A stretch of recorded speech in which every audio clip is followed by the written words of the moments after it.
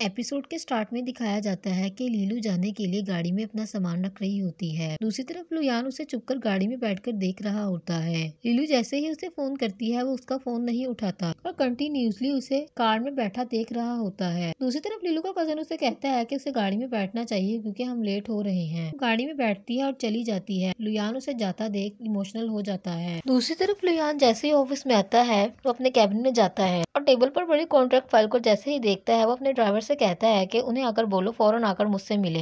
दूसरी तरफ लुयान के कैबिन से आवाजें आ रही होती हैं। डोर क्लोज होता है। तभी ऑफिस के लोग सब आपस में बात करते हैं कि अंदर कौन है और क्या बात हो रही है। लोग आपस में बात करते हैं कि ऐसा लगता है कि पैसों का कुछ मामला हुआ है। दूसरी तरफ लुयान अपने कैबिन में मिस्टर लू से बात करते हुए कहता है कि आपको हमारे एग्रीमेंट के बारे में याद होना चाहिए, आपको इसको साइन करना चाहिए। जिस पर वो कहता है कि मुझे किसी एग्रीमेंट की कोई परवाह नहीं है, मैंने जो बात कही है मुझे सिर्फ उसका जवाब चाहिए। लुयान कहता है कि मैंने आज यहाँ पर आपको एक लंबी डिस्कशन के लिए बुलाया है।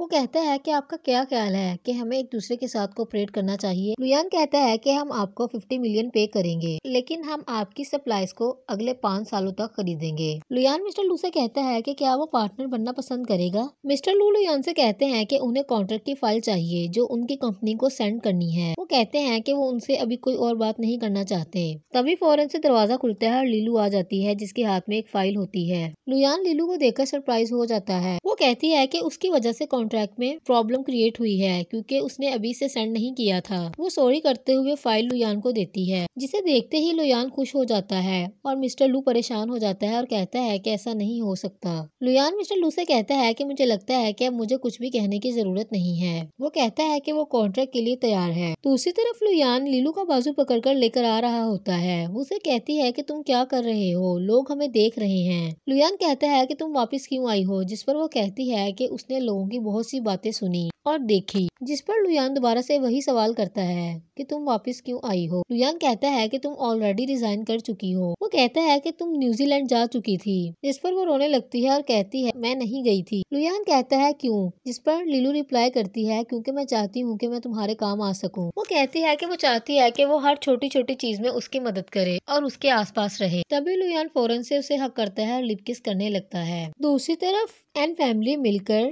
मूवी देख रही होती है। एन, फंगली, ग्रैंडमा और लीलू वहाँ पर बैठी होती है। फंगली देखती है कि लीलू अपने मोबाइल की तरफ देखकर स्माइल करती है। वो उसे कहती है कि तुम क्या देख रही हो, जिस पर वो कहती है कि कुछ खास नहीं और कहती है कि वो उनके लिए कुछ ड्रिंक्स लेकर आती है। फंगली फौरन से उसके पीछे जाती है। दूसरी तरफ लीलू किचन में ड्रिंक्स रेडी कर रही होती है। फंगली कहती है कि मैं तुम्हारी मदद करती हूँ, जिस पर लीलू कहती है इसकी जरूरत नहीं है, शुक्रिया। फंगली लीलू से कहती है कि उसने आज के इंसिडेंट के बारे में सुना कि कैसे उसने कॉन्ट्रैक्ट फाइल लुयान तक पहुंचाई। लीलू फंगली से कहती है कि मुझे गलत मत समझिएगा, मैंने सब कुछ कंपनी के लिए किया है और तभी वो फौरन से वहाँ से भाग जाती है। दूसरी तरफ एन अपने रूम में बैठा होता है। तभी वो ड्रॉ को ओपन करता है और उसी गिफ्ट बॉक्स को देखता है जो उसे ग्रैंडमा ने दिया होता है। तभी वो अपने काउच और बेड की तरफ देखता है और फौरन से जाकर बेड पर लेट जाता है। दूसरी तरफ फंगली रूम में आती है और देखती है एन बेड पर सो रहा होता है। वो उसके करीब जाती है और उसे कहती है कि बहाने करना बंद करो और जाकर सोफे पर सो जाओ। जिस पर वो कहता है मैं तुम्हारे साथ मजाक कर रहा था और फौरन से उठकर जाने लगता है और कहता है आ जाओ, मैं सोफे पर चलता हूँ। फंगली से कहती है रुको, मैं तुम्हें कुछ बताना चाहती हूँ।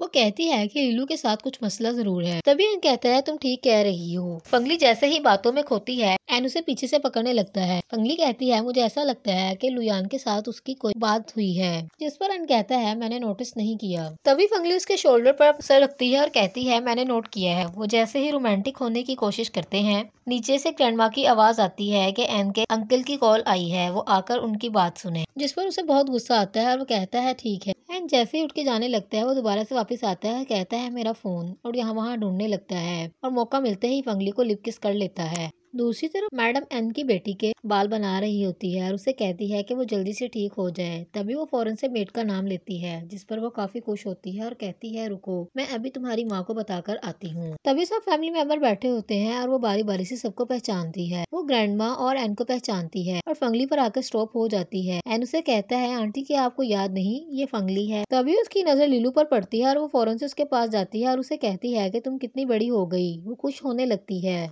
उसे कहती है कि वो बहुत प्यारी है। तभी वो उससे प्यार प्यार करने लगती है। दूसरी तरफ डॉक्टर ग्रैंडमा को बताती है कि अगर वो उसकी केयर करेंगे तो वो जल्द ही ठीक हो जाएगी और उसे सब कुछ याद आ जाएगा। दूसरी तरफ सब लोग मिलकर उसके साथ टाइम स्पेंड करते हैं, उसे कंपनी देते हैं। सब लोग मिलकर घर की साफ सफाई करते हैं और उसके साथ टाइम स्पेंड करने की कोशिश करते हैं ताकि वो रिलैक्स फील करे। सब लोग आपस में मिलकर काफी इंजॉय करते हैं और अच्छा टाइम स्पेंड करते हैं। दूसरी तरफ एन और लुयान मिस्टर एन के कैबिन में मौजूद होते हैं। मिस्टर एन को कहते हैं कि वो काफी अच्छा काम कर रहा है। एन कहता है कि वो उनको कुछ बताना चाहता है। तभी मिस्टर एन लुयान से कहते हैं कि वो जा सकता है। एन कहता है कि एक फैमिली मैटर है, मुझे उम्मीद है कि आप सुनकर बहुत खुश होंगे। वो बताता है कि उसे आज उसकी आंटी ने पहचाना है।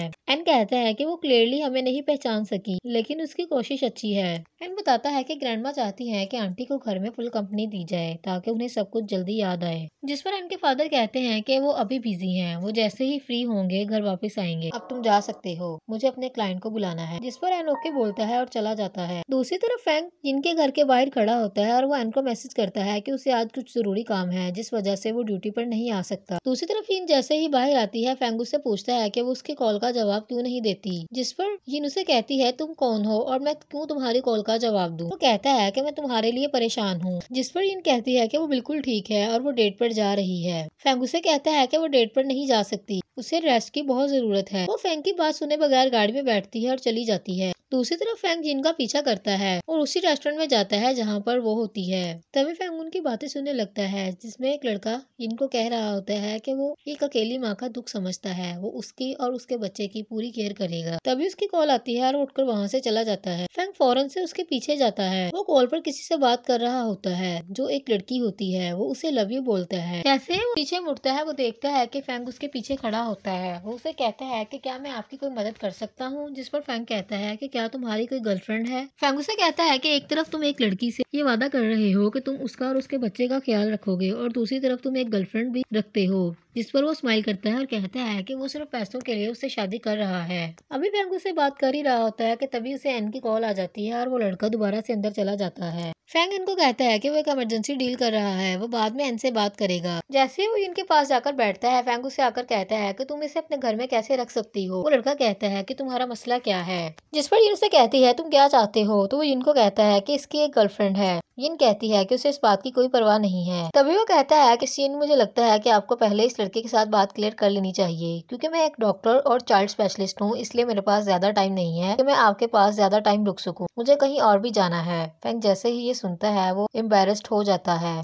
इन गुस्से में रेस्टोरेंट से बाहर आती है तो फैंग उसे कहता है कि क्या वो उसके साथ बात कर सकता है। वो फौरन से पॉकेट में से रिंग निकालता है और उसे प्रपोज करता है। उसे कहता है कि मैं जानता हूँ कि ये डायमंड रिंग नहीं है, ये एक छोटा सा तोहफा है, बट मैं यही अफोर्ड कर सकता हूँ। वो इनसे कहता है कि क्या वो उसके साथ शादी करना पसंद करेगी। उसे कहता है कि उसे यकीन है कि वो एज अ हस्बैंड और एज अ फादर उसे खुश रख सकेगा और अपने बच्चे की अच्छी केयर कर सकेगा। तभी वो घुटनों के बल बैठ जाता है और उससे पूछता है कि क्या वो उससे शादी करेगी। तभी इन उसे कहती है कि मेरी बात गौर से सुनो, मैं नहीं चाहती कि कोई भी मेरी रिस्पॉन्सिबिलिटी को उठाए, इसलिए मुझे तुम्हारी हेल्प की जरूरत नहीं है। मैं नहीं चाहती कि तुम तरस खाकर मुझसे शादी करो। फैंग उसे कहता है कि वो क्या चाहती है। जैसे ही इन वहाँ से जाने लगती है, फैंग उसे कहता है कि क्या तुम हमारे बच्चे को उसके बाप के प्यार के बगैर पाल लोगी। कहती है कि हम इस बच्चे को साथ में पालेंगे, लेकिन मैं तुमसे शादी नहीं करूंगी। वो कहती है कि वो कुछ और नहीं कहना चाहती और कहती है कि वो आइंदा उसे नजर ना आए। ये कहकर वो वहाँ से चली जाती है। दूसरी तरफ फैन काम में बिजी होता है कि तभी उसे फंगली की कॉल आती है। वो कॉल रिसीव करते ही उसे कहता है कि क्या तुम मुझे मिस कर रही हो। जिस पर वो कहती है कि वो कमरे की क्लीनिंग कर रही थी, तभी उसे कुछ सीक्रेट चीज मिली है।